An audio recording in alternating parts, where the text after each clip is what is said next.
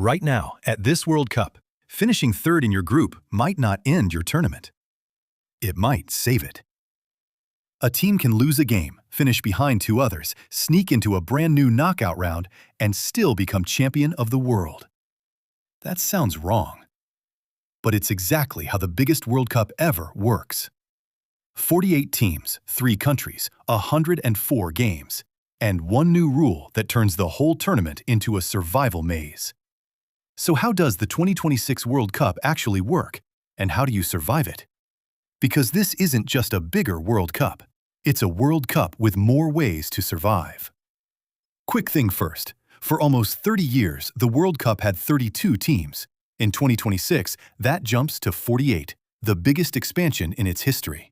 And for the first time ever, one World Cup is shared by 3 countries, the United States, Mexico, and Canada. 16 host cities spread across 3 nations. It's the first World Cup on U.S. soil since 1994, and this summer, that golden trophy gets handed out right here in America. To follow your team, you might need a passport. Some sides will travel thousands of miles between games. It kicks off on June 11th in Mexico City at the Estadio Azteca, set to become the first stadium to host 3 men's World Cups. 64 games used to be the whole tournament. 2026 has 104.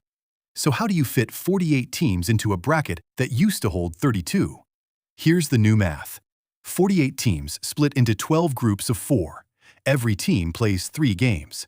The top 2 from each group go through. That's 24 teams.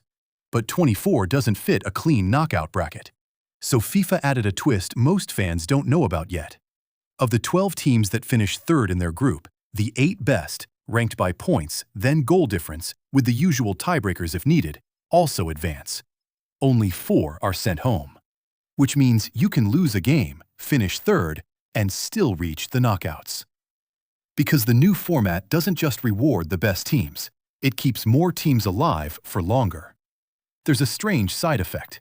A team can finish all 3 of its games and then wait days to find out if it survived. 24 group winners and runners-up, plus the 8 best third-place teams, equals 32.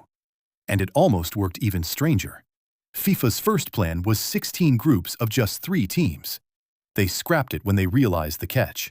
In a 3-team group, the last 2 teams would know exactly what result sent them both through and could quietly agree to it. Either way, that math unlocks a round the World Cup has never played. A brand new round. In the modern era, World Cup knockouts started at the round of 16. In 2026, they jumped to a round of 32, one that has never been played before. It kicks off in late June. From there, it's the bracket everyone knows. 32, 16, 8, 4, 2. Single elimination.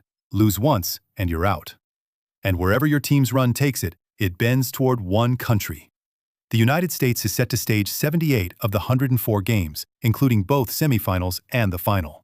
There's a cost. The winner now plays 8 games to lift the trophy, not 7. But it means a team could stumble through its group, sneak in third, and still end up champions of the world.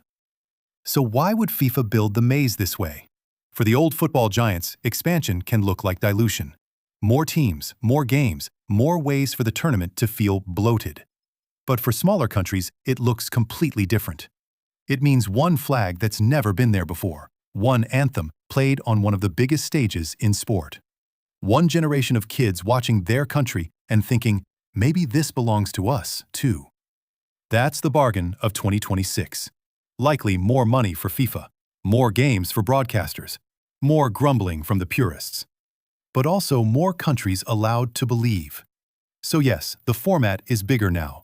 The groups are stranger, the bracket is longer, the road is harder to explain. But on July 19th in New Jersey, it still ends the old way. One captain, one trophy. The same one he still has to hand straight back. One country believing the maze was built for them. The maze got bigger. The dream stayed the same. We keep changing how the World Cup works. We never change why we watch.